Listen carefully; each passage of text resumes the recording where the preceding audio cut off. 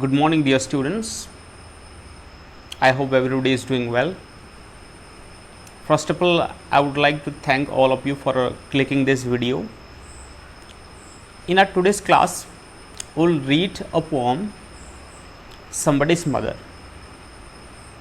It is written by an American-based poetess. Her name was Mary Dow Bryan. She was born in 1838, and you can look at her picture. The next thing, she has written two important poems. One is already given here, Somebody's Mother, and another famous poem was Hearts and Flowers. Hearts and Flowers. So these are two important poems of hers. Now let's read the poem Somebody's Mother. इसको पढ़ते हैं and अच्छे से समझने की कोशिश करते हैं. ठीक है, so let's start. The woman was old, ragged and grey. The woman was old, ragged and grey, and bent with the chill of winter's day. In the starting of the poem, as we have already known, a old woman is being described. What kind of woman? Old woman. The woman was old, ragged and grey. जो old woman थी वो ragged कपड़े पहनी हुई थी. Ragged means, let me write it, torn, फटे पुराने. Ragged means torn, फटे पुराने कपड़े पहनी हुई थी. And the next thing, grey. Grey means she had grown grey hair because of her old age. उनका जो बाल था वो सफ़ेद हो गया था. पहली बात तो वो फटे पुराने कपड़े पहनी हुई थी. शायद इससे पता चल रहा है कि शायद वो थोड़ा सा मतलब फाइनेंशियली वीक होंगी. फटे पुराने कपड़े पहनी हुई थी and she had grown grey hair. उनकी एज हो गई थी, दैट्स वाई उनका जो बाल सफ़ेद हो गया था. And bend with the chills of winters day. And थोड़ा सा वो बैंड हो गई थी. Why? Because of the chill of winters day. हमें यहाँ पता चल रहा है it was winter season, that's why because of the winter, chill of the winter, ठंड की वजह से वो सामने की तरफ थोड़ा सा झुकी हुई थी. She was bend forward because of winter. Okay, chill of winter. The next, the street was wet with a recent snow and the woman's feet were aged and slow. The street was wet with a recent snow. It had recently snowed. अभी अभी बर्फबारी हुआ था. That's why the street was wet. जो रास्ता था वो भीग गया था, मतलब पानी पानी हो गया था, आप मान सकते हो. ठीक है. And the woman's feet were aged and slow. और जो woman's feet था वो थोड़ा सा एजेड हो गया था, उनका उम्र हो गया था. दैट्स वाई उनका पैर का भी उम्र हो गया था. सिंपल है. एंड स्लो, वो थोड़ा सा स्लो मूव कर रही थी. What is the reason behind it? Two reasons are there. First of all, it had recently snowed. ठीक है. एंड जो रोड था वो स्लिपरी बन गया था, बर्फबारी की वजह से स्लिपरी बन गया था, वेट बन गया था. And the next thing, she was an old lady. She was aged, उनका उम्र हो गया था. That's why she was moving slowly. Next, she stood at the crossing and waited long, alone, uncared for amid the throng. She stood at the crossing and waited long. She was waiting to cross the road. Okay, at a crossing, road पार होने के लिए वो crossing में खड़ी हुई थी. ठीक है. And waited long, बहुत देर से वो खड़ी हुई थी. Alone, uncared for amid the throng. Alone, वो अकेली थी. uncared for, nobody was caring about her. Amid the throng. Amid the throng means, let me write the meaning. Throng means crowd of people.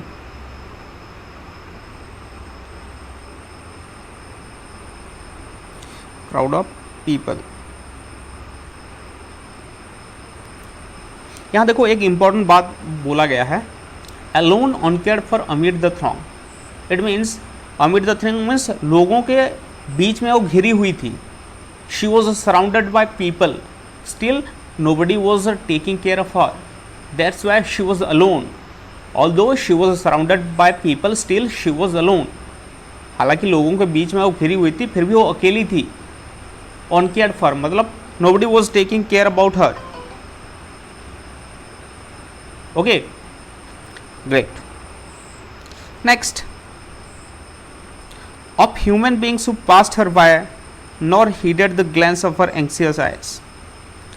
Of human beings, किन से घिरी हुई थी? Human beings से, लोगों से घिरी हुई थी। Of human beings who passed her by, जो लोग उनसे पास करके मतलब क्रॉस करके जा रहे थे। Nor heeded the glance of her anxious eye, किसी ने भी एक नज़र उठाकर उनको देखा भी नहीं। हीड मीन्स, हीड होता है अपना पे अटेंशन, ठीक है। It means pay attention. So heeded means, heed का पास्ट टेंस है यहाँ, heeded. Nobody paid attention to her, okay. Nobody looked at her anxious eyes, मतलब उनके आंखों में जो मतलब एक घबराहट सी थी रोड पार करने के लिए, ठीक है। मतलब अंदर ही अंदर वो चाहती थी कि शायद कोई मुझे हेल्प कर दे, but nobody was caring about her, done. And nobody was looking at her anxious eyes. Anxious means worried.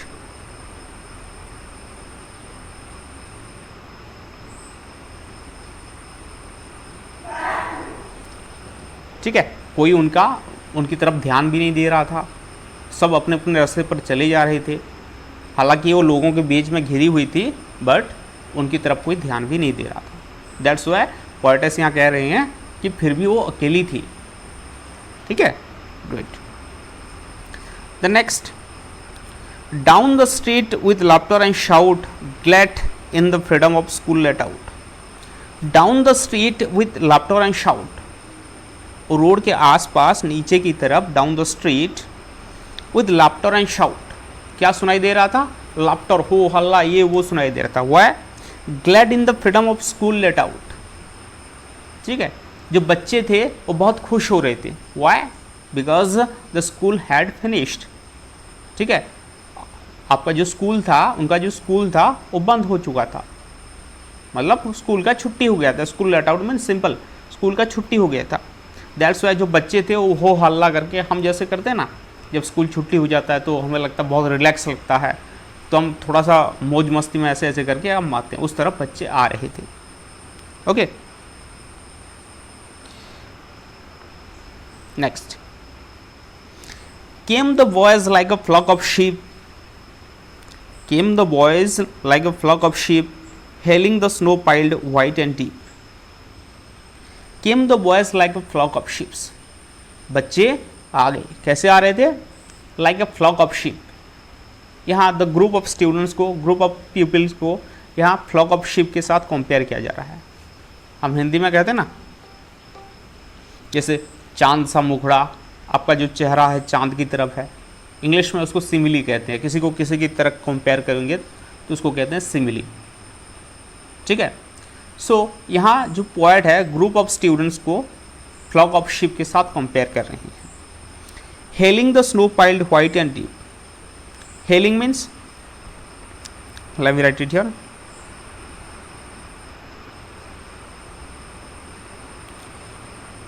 Hailing means welcoming in a cheerful mood. Okay, hailing the snow piled white and deep means the boys were enjoying, the boys were welcoming the snow piled. Okay, white and deep, जो snow piled था, piled मतलब जमा होना, ठीक है। जो snow जमा हुआ था, जो वाइट था, जो गहरा था, डीप था, उसको वो लोग एंजॉय कर रहे थे। मतलब उनको, जब क्या होता है, जब पहली बार बारिश होता है तो हम क्या करते हैं, बहुत उसको मज़े से उसका वेट करते हैं, उसका वेलकम करते हैं। लाइक वेज जो विंटर के, मतलब जो बच्चे थे स्कूल के, वो लोग बहुत ही मज़े से, ठीक है, जो स्नो पाइल था, मतलब जो स्नो था, जो डीप था, जो गहरा था, ठीक है, जो वाइट था, उसको लोग पूरा मज़े से वेलकम कर रहे थे। Okay, next, past the woman so old and grey hastened the children on their way. Past the woman so old and grey, वो लोग वो वुमन को, वो जो बच्चे थे वो पास द वुमन, मतलब वो वुमन को पास करके, ठीक है, so old and grey, although the woman was old and grey but the children, the students didn't pay attention to her and they passed on their own way. Hasten the children on their way, hasten means जल्दबाजी में वो लोग चले गए, ठीक है, hasten means right the meaning,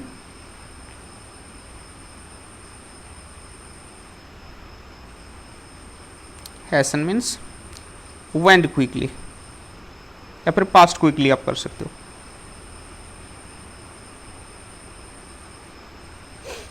जो बच्चे थे वो बहुत जल्दी जल्दी चले गए। Hasten the children on their way, they went on their way very quickly, means they didn't pay attention to the old woman. Done. Nor offered a helping hand to her, so meek, so timid, afraid to stir. Nor offered a helping hand to her. Nobody helped her. किसी ने भी मदद का हाथ आगे नहीं बढ़ाया। Okay. So meek, so timid, afraid to stir.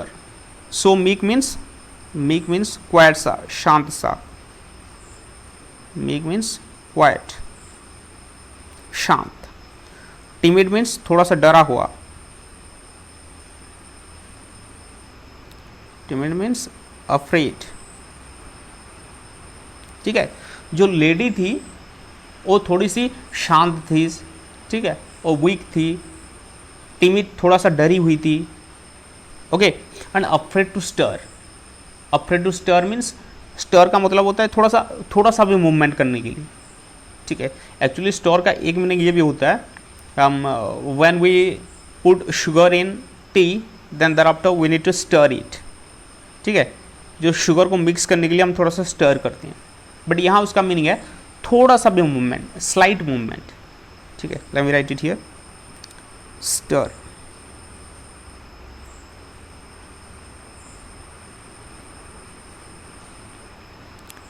Slight movement. So जो लेडी थी, ठीक है, जो लेडी थी वो थोड़ा सा अफ्रेड थी, डरी हुई थी, क्वाइट थी, ठीक है। And afraid to stir mean she was afraid to move, और she was afraid to move, ठीक है, वो थोड़ा सा मूव करने के लिए भी डर रही थी। She was afraid to make the slightest movement, थोड़ा सा आगे बढ़ने के लिए भी वो घबराई हुई थी, बिकॉज बहुत सारे रीजन्स थे। पहली बात तो she was an old lady, and the next thing the road was wet because of the recent snow, ठीक है, इसकी वजह से वो डर रही थी। कोई बच्चे ने nor offered a helping hand to her, किसी ने भी मदद का हाथ उनको बढ़ाया नहीं। Then lest the carriage wheels और the horses feet should crowd her down in the slippery street. Lest the carriage wheel और the horses feet, first of all we need to know the meaning of lest. Let me write it here, lest means, अब करेंगे to avoid any possibility,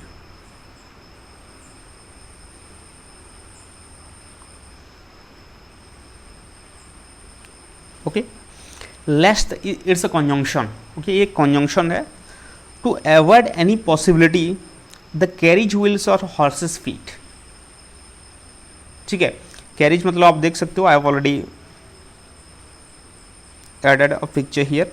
carriage means आपका जो carriage का मतलब हालांकि अलग मतलब भी होता है, बट यहाँ के केस में क्या होगा, आपका जो हॉर्स लेके जाते हैं कैरिज, उसको हम कैरिज बोलेंगे, ठीक है।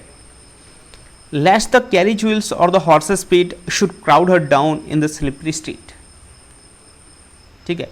जो कैरिज का व्हील था या फिर जो हॉर्स का फेट था वो डर रही थी कि काश मैं ये जो हॉर्स का फीट है या फिर जो व्हील है, कैरिज का व्हील है, उसके नीचे ना आ जाऊं और मुझे रोंद ना दे।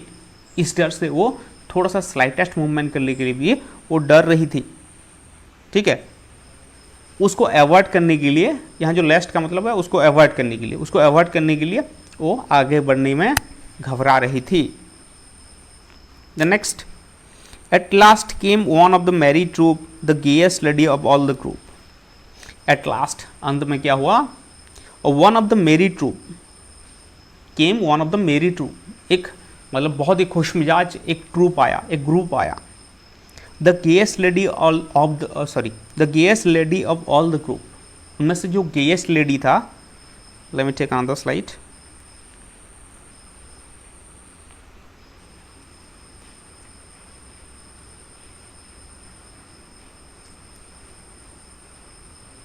गेएस्ट लेडी मीन्स आप कह सकते हो सबसे जो खुशमिजाज लड़का था। ठीक है, आप बोल सकते हो हैप्पीएस्ट बॉय।